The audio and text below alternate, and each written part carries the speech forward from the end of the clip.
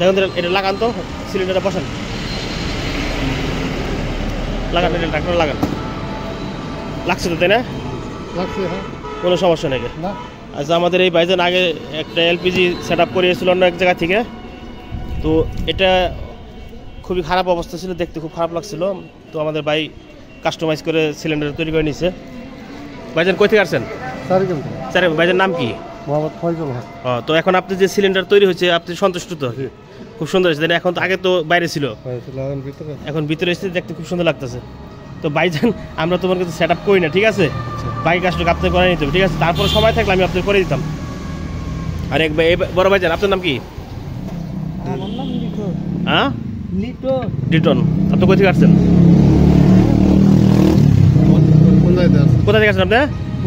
বগুড়া। তো মাল বুঝা পাইছেন? যাক, আমাদের আর ভাই আসছিলেন বগুড়া থেকে।